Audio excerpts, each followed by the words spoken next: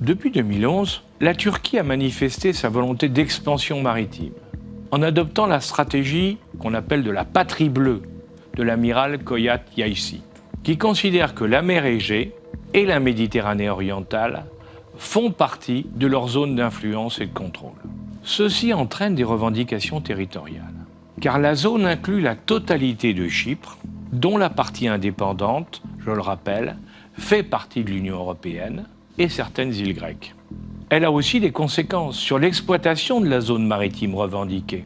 Le contrôle des zones maritimes et gazières est devenu une des clés de la politique turque. L'accord bilatéral signé le 27 novembre 2019 avec le gouvernement libyen de Tripoli, hors de la présence de la Grèce, de Chypre et de l'Égypte, qui sont pourtant directement concernés, fixe les zones maritimes exclusives des deux pays.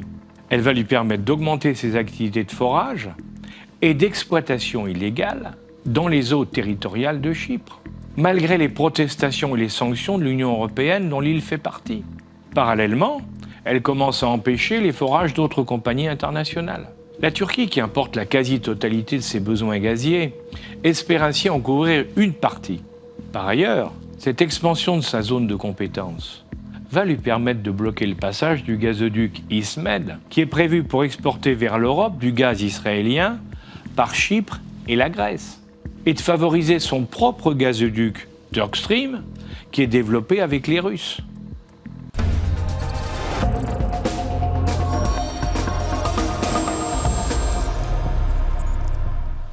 Le 10 juin 2020, dans le cadre de l'opération Irini pour le contrôle de l'embargo sur l'exportation d'armes vers la Libye, en application de la résolution 2292 du Conseil de sécurité, la frégate française Courbet s'est approchée d'un navire civil turc, le Sirkin, soupçonné de livrer régulièrement du matériel militaire sous couverture de produits et matériel humanitaire en violation de l'embargo de 2011. Des navires de guerre turcs sous code OTAN l'auraient illuminé 3 fois avec leur radar de conduite de tir, ce qui constitue un acte de guerre. Alors là, je voudrais préciser que l'illumination, ça correspond à une étape fondamentale pour les armes modernes.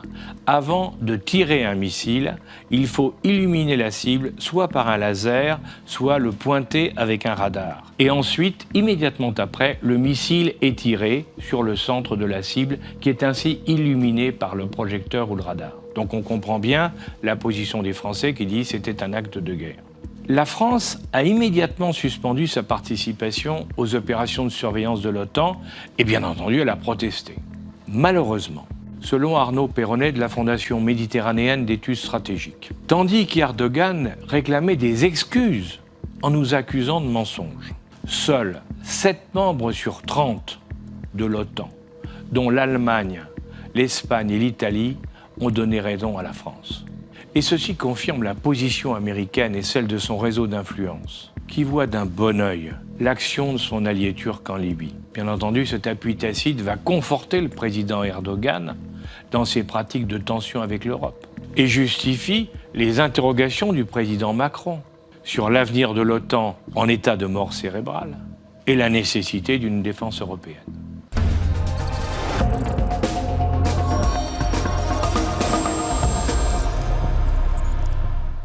On se souvient qu'après l'arrivée de 200 000 migrants dans les îles grecques entre décembre 2015 et février 2016, un accord avait été signé le 20 mars 2016 entre l'Union européenne et la Turquie pour contrôler l'afflux des réfugiés. La Turquie s'engageait à les garder chez eux, en contrepartie d'un paiement de 6 milliards en 2 tranches et d'autorisation d'entrée dans l'espace Schengen pour un nombre significatif de travailleurs turcs. Le nombre de migrants a effectivement considérablement baissé. Et la Commission européenne a indiqué en début mars 2020 que 4,7 milliards d'euros avaient été versés à des organisations humanitaires, alors que la Turquie réclame qu'on les verse à l'État. Mais utilisant de nouveau les migrants comme moyen de pression sur l'Union européenne, le président Erdogan a réouvert en février 2020 la frontière avec la Grèce, en contradiction avec l'accord, en le justifiant par l'afflux de Syriens venus d'Idlib. Heureusement, les Européens ont refusé de rediscuter, malgré la menace faite par la Turquie le 10 mars à Bruxelles d'envoyer des centaines de milliers de migrants dans l'Union pour manque de soutien à sa politique en Syrie. La réponse européenne a été la mise en place de contrôles d'entrée très stricts dans le cadre de Frontex. Mais cette utilisation politique de l'immigration inquiète encore plus les pays du sud de l'Union européenne depuis l'arrivée des Turcs en Libye en appui du gouvernement de Tripoli. Ils contrôlent les abords maritimes et la bande côtière où arrivent les migrants africains venus du sud. Comme le rappelle justement Dorothée Schmidt, chercheuse à l'IFRI dans le Figaro, la Libye est une des 3 routes de migration vers l'Europe. Si la Turquie, qui contrôle déjà la filière nord-est, met la main sur la politique migratoire libyenne et peut favoriser la traversée par cette filière sud-est, ce sera une catastrophe pour l'Europe qui devra faire face à une double menace coordonnée s'appuyant sur du donnant-donnant.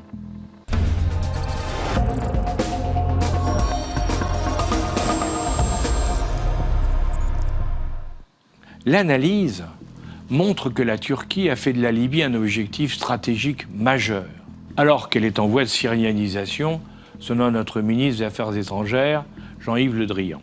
Michel Scarbanchi, dans Opinion internationale, rappelle que la situation actuelle est la conséquence de 4 erreurs majeures. Le résultat de la guerre du président Sarkozy a été l'élimination du président Kadhafi, mais sans construire les conditions de la paix.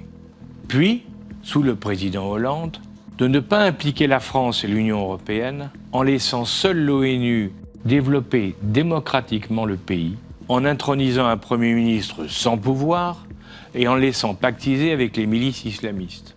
La troisième a été de permettre la prise de contrôle de Tripoli par les milices suite à l'élection d'une Assemblée nationale libérale qui, de ce fait, a dû se réfugier à Benghazi.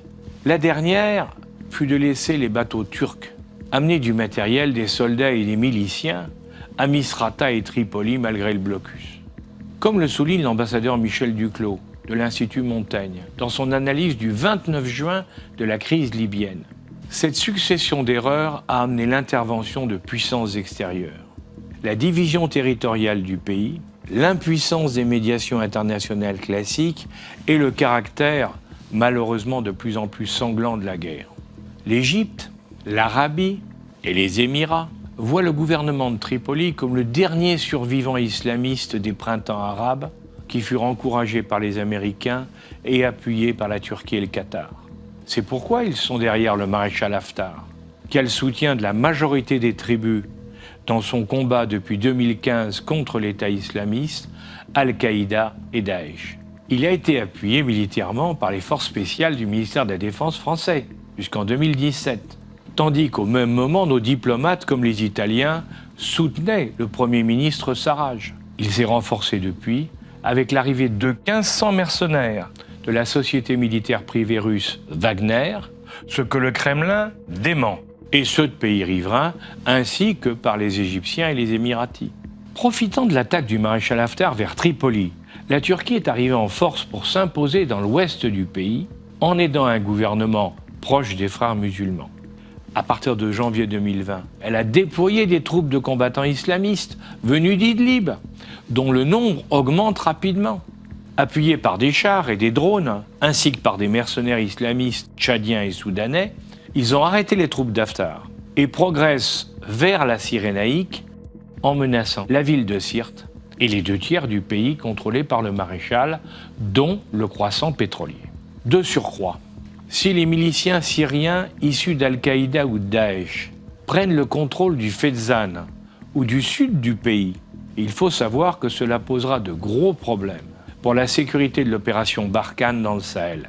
Devant cette situation, le président égyptien, le maréchal Sissi, a demandé au Caire le 6 juin un cessez-le-feu immédiat, avec le retrait des combattants étrangers et des élections conformément aux recommandations de la conférence de Berlin, soutenue par les Nations Unies. Mais le président Erdogan, que le journal turc Yeni Şafak considère comme le nouveau maître de Tripoli, veut continuer en implantant une base navale à Misrata et une autre terrestre dans l'ancienne base d'Haftar à Al-Watiya, et bien entendu profiter de la zone pétrolière. À l'évidence, il est temps de rechercher une solution négociée entre tous ces belligérants.